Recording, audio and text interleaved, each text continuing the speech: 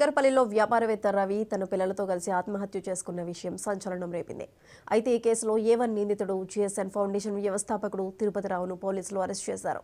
Fake money circulation scheme ద్వారా డబ్బులు వసూలు చేస్తున్నామంటూ నీరెట రవిని విలేకరులు బెదిరించారు.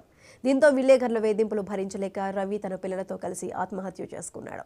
రవి ఆత్మహత్యకు విలేకరుల వేధింపులతో పాటు ఇల్లీగల్ మనీ సర్క్యులేషన్ కారణంగా పోలీసులు గుర్తిస్తున్నారు. ఇప్పటికే ఈ కేసులో 3 నిందితులను పోలీసులు అరెస్ట్ చేశారు. వెబ్సైట్స్ ఉన్నాయా, ఇలాంటి మనీ సర్క్యులేషన్ స్కీమ్స్ ఇందులోనే కాక ఇంకా వేరే దాంట్లో ఈయన పాత్ర ఏమన్నా ఉందా అనేది తదుపరి విచారణలో తేలాల్సి ఉంది.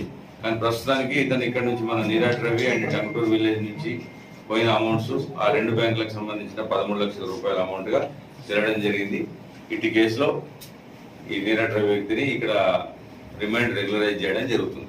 600 డివైడ్ చేయండి, 600 రూపీస్ కింద అయిన ఐడి నెంబర్స్ డివైడ్ చేస్తే వచ్చే విక్టిమ్స్ అంటే 600 రూపాయలు జైన్ చేసిన వాళ్ళు వస్తారు. ఇక మొదటిగా ఇతని చేతిలో విక్టిమ్ అయింది నీరాట్ రవి. టోటల్ ఈ కేసు మొత్తంలో ఎంతమంది అరెస్ట్ ఇంతమంది 4 ముగ్గురు ఆల్రెడీ అరెస్ట్ అయ్యారు. ఇతను 4వ వ్యక్తి. ఇప్పుడే తెలిసిన విషయం ఏంటంటే ఇంకో ఇతనికి యాంటిసిపేటరీ బెయిల్ ఏదో వచ్చిందని అన్నారు. ఇంకా ఫర్దర్ గా ఇంకా మిగతా అరెస్టులు కంటిన్యూ అవుతాయి. కంప్లీట్ గా 9 మంది సార్ నిందితులు అయితే అంటే కంటిన్యూ కాదు, అంటే ఫిక్స్డ్ ఉండదు కదా, ఇది ఫ్లక్చువేట్ అవుతా ఉంటుంది. ఫర్దర్ ఎవిడెన్స్ ఎలా వస్తుందో దాన్ని బట్టి నిందితులు పెరుగుతూ ఉంటారు. ఇలా ఉండిపోయేది అనమాట. డ్రైవింగ్ చేయడం కష్టంగా ఉండేది.